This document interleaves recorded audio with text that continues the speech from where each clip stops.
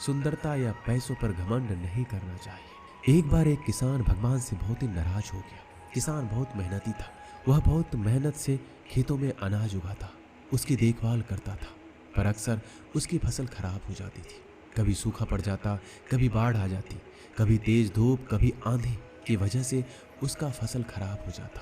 एक दिन वह किसान गुस्से में आसमान की ओर देखकर भगवान से कहा, हे ईश्वर, आपको लोग सर्वज्ञाता मानते हैं, आप सब जानते हैं, कहते हैं कि आपकी इच्छा के बिना एक पत्ता भी नहीं हिलता।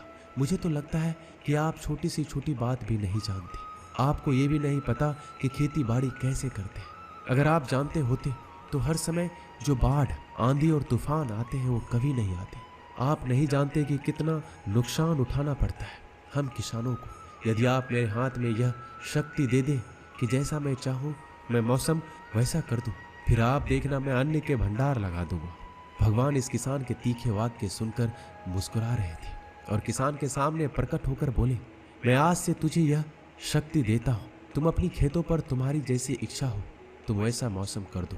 मैं बिल्कुल भी दखल नहीं दूंगा। तुम्हारी इच्छा से सब कुछ होगा। किसान बहुत खुश हो गया। किसान ने गेहूं की फसल अपने खेत में बोई। जब उसे लगा कि खेतों को धूप चाहिए तो खेतों को धूप मिले, जब पानी बरसना चाहिए तब पानी बरसे। आंधी, तूफान, बाढ़ कुछ भी अपने खेतों पर आने नहीं दिया। किसान के खेत में इस वर्ष ऐसी फसल हुई जैसे कभी नहीं हुई थी। हरी भरी लहलहाती फसल। मन ही मन वह बहुत ही खुश हो गया और सोचने लगा, अब सबूत के साथ दिखाऊंगा भगवान को कैसे कहते हैं शक्ति का सही उपयोग। मेरी सफलता देखकर उन्हें अपने नियम जरूर बदलने पड़ेंगे। कुछ दिन गुजरे, फसल कटने को तैयार हो गए। किसान बहुत उत्सुकता के साथ फसल को काटने लगा, पर जैसे ही उसकी नजर गेहूं की बालियों पर गया तो उसने अपना सिर पीट लिया। वह रोने चिल्लाने लगा। गेहूं की एक भी बाली के अंदर गेहूं का दाना नहीं था। सारी बालियां अंदर से खाली थी। किसान बहुत दुखी हो गया। उसने भगवान को रोते हुए पुकारा, हे प्रभु, तुमने मेरे साथ क्या किया? क्या तुमने मुझे कोई सजा दी? भगवान बोले, पुत्र, ये तो होना ही था। तुमने पौधों को संघर्ष करने का मौका ही कहाँ दिया। ना तो तुमने उन्हें आंधियों से जूझने का मौका दिया, ना ही तेज बारिश सहने दिया, ना ही धूप में तपने दिया। एक भी चुनौती का सामना तुमने उन्हें नहीं करने दिया। इसलिए सारे पौधे अंदर से खोखले रह गए। जब आंधी, तूफान, तेज बारिश और धूप पड़ती है तभी ये पौधा अपने अस्तित्व को बचाने के लिए संघर्ष करते हैं और इसी संघर्ष से एक बल पैदा होता है जिसमें शक्ति होती है, ऊर्जा होती है। और यही ऊर्जा पूर्ति तेरे गेहूं के दानों की तरह जो नहीं फूटे।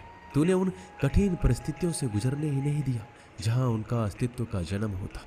सारी बालियां इसलिए खाली है, इसमें एक भी गेहूं का दाना इसलिए नहीं है क्योंकि तुमने अपने पौधे को संघर्ष कराया ही नहीं। याद रखिए, स्वर्ण में स्वर्णीय आवाज तभी आती है जब वह आग में तपने, गलने और हथौड़े से पीटने जैसे संघर्षों से गुजरता है।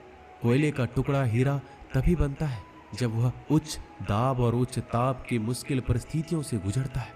इसी तरह यदि हमारी जिंदगी में कोई संघर्ष ही ना हो, कोई चुनौती ही ना हो, तो हम भी गेहूं की बालियों की तरह खोखले रह जाएंगे। कोई अस्तित्व नहीं होगा हमारा।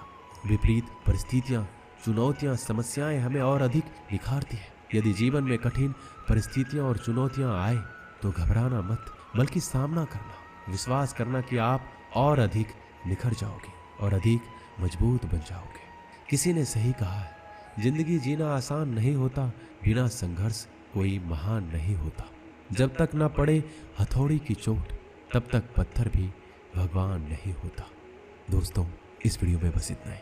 मिलते हैं अगले वीडियो में। अपना ख्याल रखिएगा।